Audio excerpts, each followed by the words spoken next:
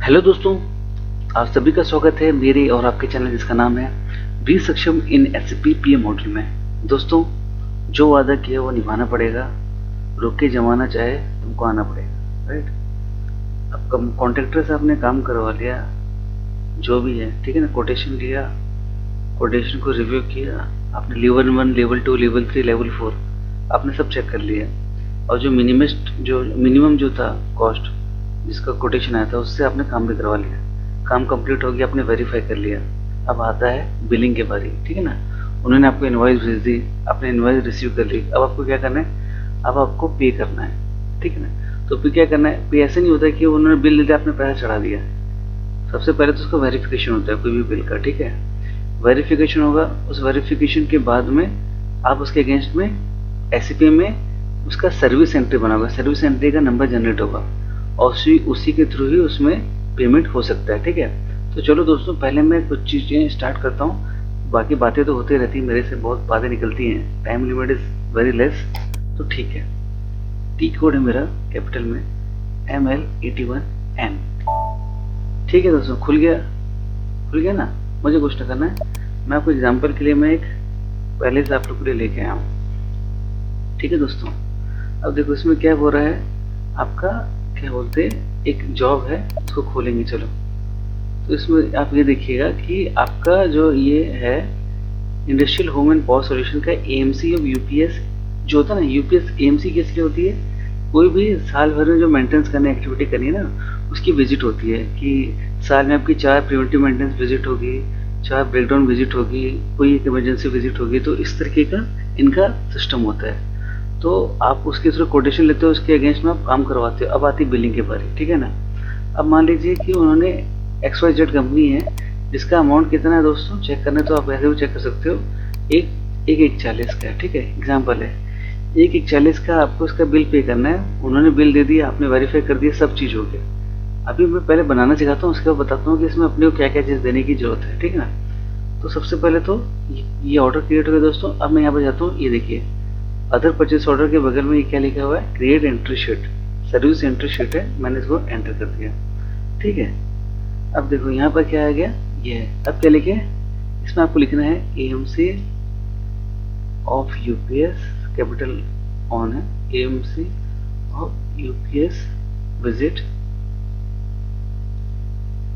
इन October 2022। तुम चाहो तो डेट भी डाल सकते हो, मान लो 20 अक्टूबर का, 20 अक्टूबर लिख दो, ठीक है ना। ये डेवलपमेंट सर्वर में तो कोई दिक्कत नहीं है, ठीक है। अब आती है कि इसकी कितनी बिलिंग करनी है। तो दोस्तों कुछ नहीं करना है, यहाँ पर आपको बेसिक डेटा है ना, उसमें बताया जाएगा कि कौन सा है, एक्सेप्ट वैल्यू बताया कि कितने की वैल्यू आपकी होगी, वेंडर एवल्यूएशन, लॉन्ग टर्म हिस्ट्री। आप कुछ नहीं करना है, आपको पहले इसको सिलेक्ट करना है। आप जाओगे इसमें और सर्विस सिलेक्शन में जाओगे।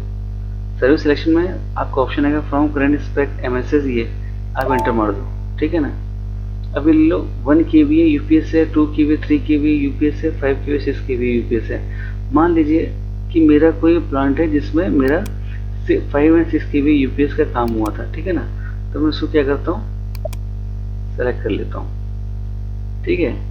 अब इसमें क्या क्वांटिटी कितनी, 15 लिखी है। तो मैं बोला कि नहीं मेरी 15 नहीं हुई, मैंने 5 kVA के 5 चेक करवाए और 6 kVA के 5 चेक कराए, तो टोटल क्वांटिटी कितनी हो गई, 10, ठीक है, 10 हो गए दोस्तों। अब देखो यहाँ देखो वैल्यू ऑटोमेटिक फीड हो गई 10 के हिसाब से, ठीक है ना। अगर ये 15 होती तो किसको उसको कितनी पेमेंट होती, 87। लेकिन मैंने क्या किया, मैंने वेरीफाई किया है, कागज में साइन है, मेरे रजिस्टर में अपडेट है कि तुम आए थे और 5 kVA के और 6 kVA की UPS चेक किए हो, तो मैं तो 10 क्वान्टिटी डालूंगा, राइट। तो इसका इतना अमाउंट हो रहा है, ठीक है। अब इसमें आप वेंडर एवल्यूएशन, क्वालिटी ऑफ सर्विस लिख दो 100 लिख दो, सर्विस टाइमलाइन 100 लिख दो, या अगर एवोल्यूशन डालना तो डाल सकते हो, ठीक है ना। लॉन्ग टेस्ट तो उसमें लिख सकते हो servicing done of 5 kVA and 6 kVA UPS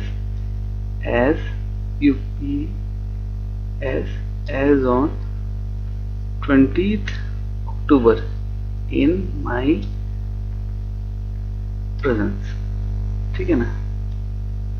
presence, ऐसे करके आप अपना एक और दे सकते हो, वर्डिंग दे सकते हो, ठीक है। उसके बाद क्या करना है दोस्तों, ये हो गया। अब इसको क्या करना है, रिलीज करना है, ठीक है, ये हो गया।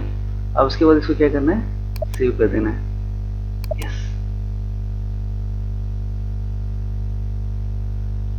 अब ये थोड़ा टाइम लेता है, थोड़ा ये है। अब देखो दोस्तों, ये जो नंबर है, ठीक है ना, अब ये नंबर को देखिए, ये आपकी सर्विस एंट्री बन चुकी है।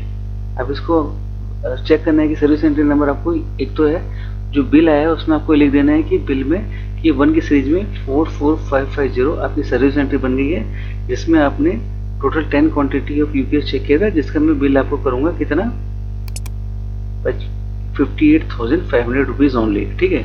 अब इसमें देखने लायक बात क्या है, ठीक है। सबसे पहली बात ये तो हो गया दोस्तों, समझ में आ गया ना। अब मैं इसको स्क्रीन खोल देता हूँ, आप देखोगे तो यहाँ पर परचेस ऑर्डर में एक तो नंबर आ जाएगा। 24 तारीख है दोस्तों, ये देखिए नंबर आ गया। अब मैं बता रहा हूँ इसमें देखने वाली क्या बात है दोस्तों। इसमें देखने वाली बात ये है कि कोई भी आप एएमसी या कोई भी रिपेयर एंड सर्विस जॉब लेते हो तो हमेशा उसका कोटेशन जरूर लेना। बिना कोटेशन के कोई भी काम नहीं चालू होना चाहिए।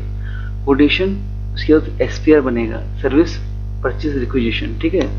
उसमें जो बेस्ट कोटेड जो अमाउंट है वही अप्लाई होगा, ठीक है। प्लानिंग आपकी अच्छी होनी चाहिए, एडिशनल वर्क नहीं होने चाहिए। नाउ नेक्स्ट थिंग, कोई भी काम हो रहा है आप उसकी डेली पंचिंग करो, उनको एक रजिस्टर मेंटेन करवाओ, आपसे साइन लेगा, या आप अपने ऑफिस में रखो एक रजिस्टर जिसमें आके वो साइन करेगा इतनी एक्टिविटी हुई है। या अगर मैन पावर से रिलेटेड है तो आपके पास एक कार्ड होना चाहिए डेली, 1 to 30 डेज होता है ना, या 31 डेज है तो डेली इनटेक है तो आपको साइन होना चाहिए कि 6 आदमी है, साइन मारो, ठीक है ना। कितने वेल्डर, कितने फिटर, क्योंकि skill unskilled, semi skilled, unskilled, ये भी नंबर ऑफ लेयर्स हैं जिसके लिए अलग अलग स्टेट की गवर्नमेंट के अलग अलग पे करती है, ठीक है। तो वो सेकेंडरी है। तो मैं क्या बोल रहा हूँ, आपको ट्रैकिंग बहुत अच्छे से करनी है। दूसरा, आपको हमेशा ये याद रखना है कि अगर नॉलेज रखते हो कि आपका नॉलेज है अगर 100% है, तो ये हमेशा याद रखना कि कॉन्ट्रैक्टर जो आता है उसका नॉलेज 200% होता है। समझ रहे हैं। सबसे पहले क्या है, कोई भी कॉन्ट्रैक्टर आता है वो पहले भाप लेता है कि आपका लेवल किस लेवल का है, मतलब आप कहाँ तक जानते हो, उसमें आपको घुमाता है। तो इसलिए मैं बोल रहा हूँ आपको ट्रैकिंग बहुत अच्छे से करनी है, अपना ट्रैक रिकॉर्ड अच्छे से मेंटेन करना है, ताकि कोई भी गड़बड़ हो तो आप उसको पकड़ सको, ताकि नेक्स्ट टाइम कभी भी वो बिलिंग करे तो आपसे घबराए, ठीक है। कभी भी कोई भी कॉन्ट्रैक्टर है उसका एक रूल है, एसएमएस जो एमएसएमई का रूल है कि कोई भी जो बिलिंग आता है उसको आई थिंक 1 मंथ, भाई कमेंट में बता देना, कोई भी बिल अगर कोई आदमी लेके आता है तो 1 मंथ से ज़्यादा उसको अपने पास होल्ड नहीं कर सकते, तो इमीडिएट रिजेक्ट करके वापस कर दो, ठीक है ना। या बोलो कि आपका इसमें एरर है, आपका जीएसटीएन नंबर गलत है, या आपका क्या बोलते कोड एचएसएन कोड गलत है, या आपका क्या बोलते जो बिलिंग का जो एड्रेस है वो गलत है, इमीडिएट रिजेक्ट कर दो, वेट मत करो। क्योंकि कल के समय क्या है, वो उपभोक्ता फोरम में, अब आपका कस्टमर फोरम होता है ना, वहाँ जाके आपको कंप्लेंट कर देंगे कि मुझे पे नहीं कर रहा है। तो ये सब चीज़ें भी सर्विस एंट्री बनाते वक्त ध्यान रखनी है। कभी भी एज पर नॉर्म से 12 घंटे से ज़्यादा काम नहीं कराना है। तो ये सब सर्विस एंट्री का ही पार्ट है, ठीक है। सो दोस्तों आपको ये वीडियो पसंद आई होगी। अगर पसंद आ रही है तो सब्सक्राइब कीजिए, सब्सक्राइबर नहीं बढ़ रहे हैं, लाइक कीजिए, कमेंट कीजिए, लोगों से शेयर कीजिए, जितने ज़्यादा हो सके लोगों को बताइए चैनल के बारे में। और जैसा मैं हमेशा कहता हूँ, बी सक्षम इन SAP PM module. Okay, take care, be connected with this channel. Thank you.